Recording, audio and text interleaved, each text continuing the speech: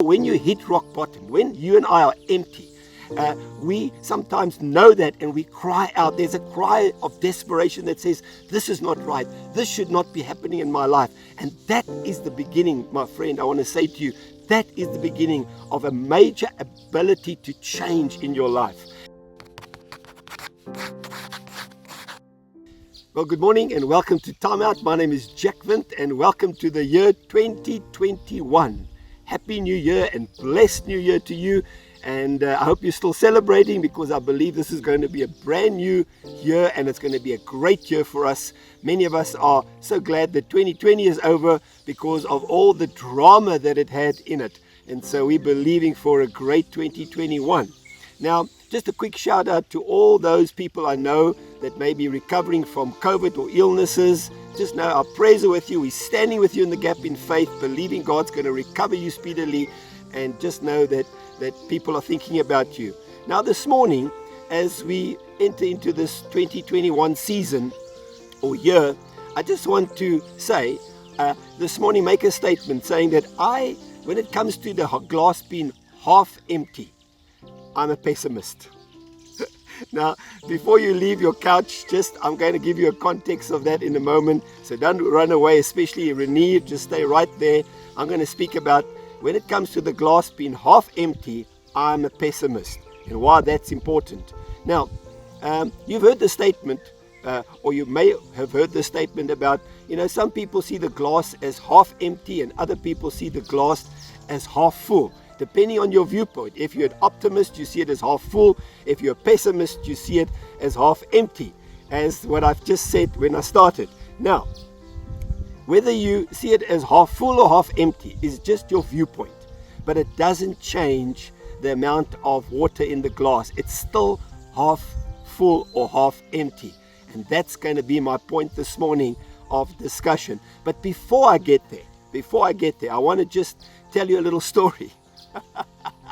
This is a true story. When I was young, my mother bought me a chopper bike. So I don't know if you were old enough to remember the chopper bike. The chopper bike was probably the most fashionable bike of its time. It had a big back wheel and a small front wheel with big handlebars, its gear shift, and everybody wanted to own a chopper. So my brother bought me a chopper, and one day we were having meetings outside of Vrede, and there was a Vrede hill, very steep hill going with many, many dangerous corners going to the Grootgewag Dam, and we were going to a meeting, and we decided, my friend and I, that he was a missionary son, we were going to take this chopper with at the back of the bakkie, and we were going to go, and when we come back off the meeting, we were going to descend this mountain, very steep and many different dangerous corners with this chopper bike.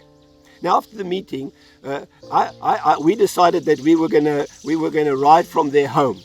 And now, let me just say, it was an absolute crazy thing for me to ride the chopper down that hill by myself. But for me to lift somebody behind was totally insane. I believe that the Lord cancelled all the angels' leaves that day and said, be on standby. There's two crazy people that are going to ride a chopper down this hill and they're going to get themselves killed. You need to pay close attention. We need all hands on deck.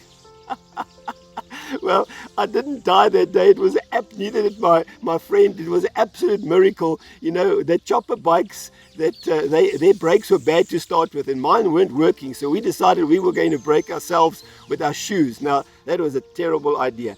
Now, I don't know how we did it and how we survived it, but we did, by God's grace. Now, if you had to ask me and put a gun to my head and say, Jack, what would be your rational answer for why would you have done such a silly and crazy thing? I would have no answer except to say that I can. And it taught me a valuable lesson that day. To live your life without brakes is quite exciting. Now, just remember that. I'll get to that later on. Now, going back to my story about the glass being half full or half empty, whether you're optimist or a pessimist, the point is why I have a problem with that is I'd rather operate my life totally on empty, rock bottom, than be half full in my glass being half full. And the reason I'm saying it, when you hit rock bottom, there's nowhere to go except up. You're not delusional to think you're doing fine. You're not second guessing. You know you're in serious trouble, and you know something needs to happen for you to change. Now, the people that are half full or half empty have this illusion that they say, well, we're not doing too bad, Jack. And you may be saying that. I'm better than most people. I'm half full. And so I don't have to change. I don't have to go to overflow in my life. I can just stay here and I can actually be doing fine. That's the danger of being half full or half empty, as a glass behind me here is indicating. I'd rather operate my life on empty. And that reminds me of a story in the Bible, a very exciting and a very appropriate story in 2 Kings, I think, for chapter 4. It speaks about this widow that was down and out. Her husband had died. She had 2 sons. The creditors, they obviously owed some money, were coming for her children to take them as slaves. That's what they did in those days. And she was desperate. It sounds almost like a story that's unfolding today. And she cried out to the prophet. And that makes me think, when you hit rock bottom, when you and I are empty, we sometimes know that and we cry out. There's a cry of desperation that says, this is not right. This should not be happening in my life. And that is the beginning, my friend. I want to say to you, that is the beginning of a major ability to change in your life. And so when this woman hit rock bottom, she cried out to the prophet, help me. And he came and he said, what do you want me to do for you? Now, if I was her, I would say, what do you mean? You're the prophet. You should see I'm desperate. I'm desolate. You should see that my children are in trouble. Why are you asking me, what can I do for you? But you see, that's a question we need to answer. And the prophet was right to ask that question. What do you expect God to do for you? Are you crying out saying, I need you to do something for me? And so he said to her, what do you want me to do? And she said, she told him the sad story. And then he said, what's in your house? Now you must remember, this was a second silly thing probably this woman thought the prophet said, because she'd gone through her house. This is an exercise she did before she cried out, because she said, maybe there's something I could sell. Maybe I could pawn something. Maybe I could give something away. Maybe I could do something to redeem my debt. She'd been through her house. There was nothing. And so she was saying, well, why is this prophet, this man of God who's supposed to know my situation? And you often think that's how people should feel. Why don't they know my situation? Well, I believe sometimes God wants us to tell him our situation so we can hear how desperate we are and put our trust in him. And so this woman said, when Elisha said to her, what's in your house? She said, nothing. Just like you and I would answer, we've been there, done it, there's nothing there. And then she said, except a small jar of oil.